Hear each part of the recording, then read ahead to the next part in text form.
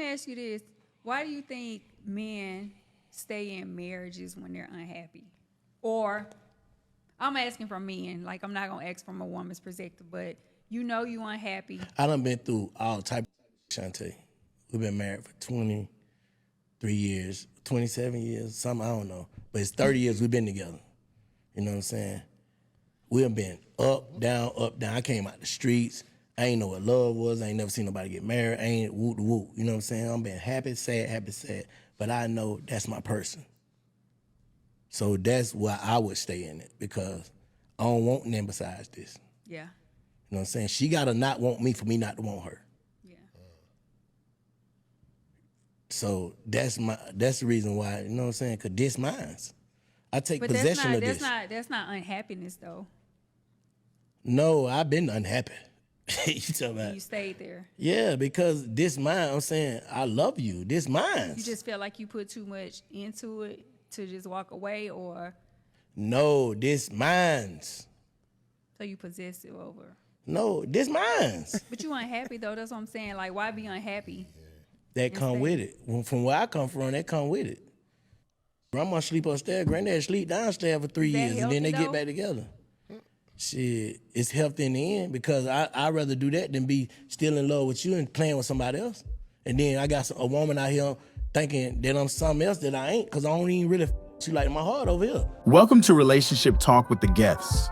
Join Ed and Maya, a dynamic husband and wife duo, as they share real and honest advice on love, dating, and marriage. As transformational relationship coaches, they specialize in helping both singles and couples enhance communication, build intimacy, and experience greater pleasure in their relationships. They also offer online courses tailored for singles and married couples and are fully licensed to officiate weddings. Now, let's dive into today's session. Okay, so a lot to unpack there. Since it's a man, okay, you want to speak on this first? I'll speak on it. First, I don't think he was truly hearing her. I think he was more along the lines of, how do you get through tough times in your marriage versus stay in an unhappy marriage? And I think that she didn't hear him. Different. See, when I listen, I don't think she heard him. Wow. She's asking these questions. Wow. Like, what about this? And I think the core of what he was saying is, she's my person, which means what I said when I said my vows, I meant. Right. Like, it doesn't matter what we go through. Okay. It doesn't matter if I'm happy or if it's a happy or unhappy season, for better or for worse. It doesn't matter if we're having to sleep apart for a time period. When I made the choice to love her, I'm loving her through it all. It doesn't matter what I feel like. I got you. Like, I'm choosing her. I love her. She's my person. We're getting through any and everything together. And that's what she was doing. She kept bringing up different, scenarios. Well, I mean, what if you're unhappy? Like, what about this? What about that? And he was like, forget it all. Forget all that. I don't care what it is. Whatever it is we're coming up against, I want her. I want to be with her. I'm not going to play with nobody else, because that ain't where I want to be. I am where I choose to be. Okay. He's saying it's about a choice. That's what I heard. Okay. There was a point where she was like, so you're possessive. And he was like, nah, she mine. Well, that's what possessive means. Like, you're possessing the marriage. Like, you're still like, I ain't gonna let her go because she's mine. Okay, so in that, see, I heard that different too. Wow. Because I heard her question being, are you a possessive, controlling man? And for when he said she's mine, but the heart that I heard was to have and to hold. Right. Yes, we possess each other. That's what that means. But not like I'm controlling over you. But we belong to each other. He might have needed to distinguish, because people going to hear possessive because she introduced it. And I feel even though what you said may be what he meant, because I think now that I hear it from your perspective, I can see what you're saying. But that's not what you heard the first time. Right, because she asked specifically, are you possessive? I think you have to either answer or dispel that. Like, no, I'm not possessive, but she is mine. We belong to each other. So what? I think it needs just a slight bit of clarity so that you don't get lumped into being a possessive male. So tell me this. Why is it wrong to be possessive when you're married? Why is being possessive a negative thing if you're married and you're supposed to have and hold, I don't think possession of each other's hearts and feelings has to be negative if you're not like trying to control somebody. I don't think being possessive and being controlling are the same. But it's lumped in together. No, that's because of the way people hear it. Exactly. It's lumped in with controlling. It's lumped in with abusive. It's lumped in with angry a little bit. But that's not fair because that's not what I mean. Let's look it up. You know she's going to find a dictionary. I want to look it up. You know she's going she is going to Oxford Webster you to make sure words are what they say and mean. All I'm saying is possessive comes with a negative connotation. And look, I'm looking at the definition. You know I'm about a word. Of course. So in this, who is this? Let me make sure who. Dictionary.com. This is Oxford. This is Oxford. Oxford says demanding someone's total attention and love. So that sounds a bit controlling. Demanding actually does, yes. So, but when he said that, no, I'm not possessive, he's saying I'm not demanding her total attention and love, but she's mine. So is it fair for your wife to be yours and for your husband to be yours? No. That's fair because that's what you signed up for. You definitely did. You definitely signed up. Because that's mine right there. So possession or not, that's me to have and to hold. I get to have, I get to hold. Right. It's mine. Right. So I feel like, yeah, possession. Right. But now, back to the topic at hand, not to get caught in the word thing. Unhappy. Okay. Why do people stay in unhappy marriages? I'm thinking, baby, they saw two different pictures. I'm thinking she's seeing the abusive or the manipulative,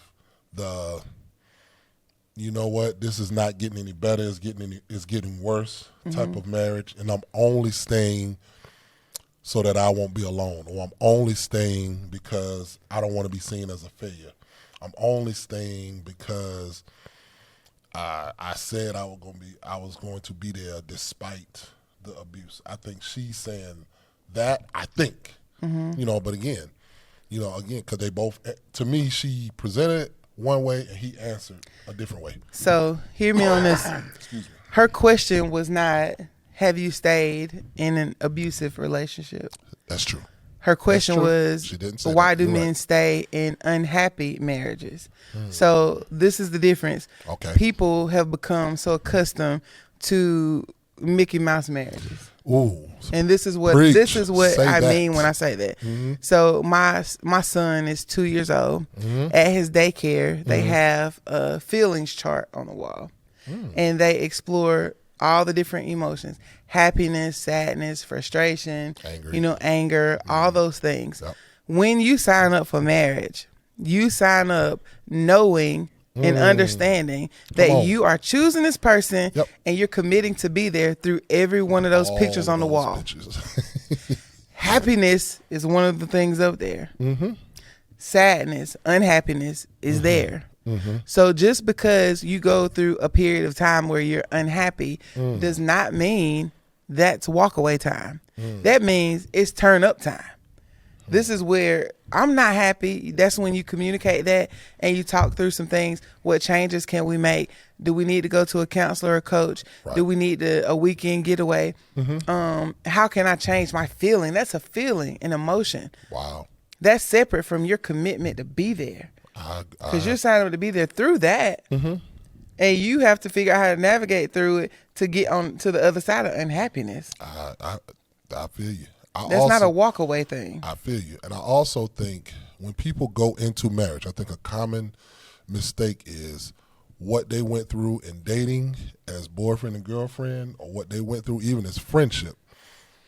They may, and some don't even do this, remember the hardest time they had or the biggest fight they had and think, okay, well, if that's the worst, then we can be married. We can get through this. No, you got to think whatever that hardest time is and do it times 10. And are you still going to love them through that? Because it's hard to see all those scenarios. It all comes back to, what is the purpose for this union? Are you with this person for them to make you happy? Or did God put you together for a purpose? Is he giving you the okay to walk away? Why do men stay in unhappy marriages? Because there's purpose there that God put them there. He's not there to be happy. So you work through it to find your happiness within the relationship. But that's not the sole purpose of the union. So if there are things happening that are making you unhappy, like, are these things is your unhappiness even rooted in the relationship? Or is it your job? Or is it your circumstances? Are you tired, frustrated, exhausted, overwhelmed? All those things contribute to whether you feel happy or not. And then we got to go to the word. The word of God said that, his strength is our joy. Like, we're supposed to find joy in the strength of God. I'm not supposed to be looking to Ed to make me happy. That's something I have to work through on my own.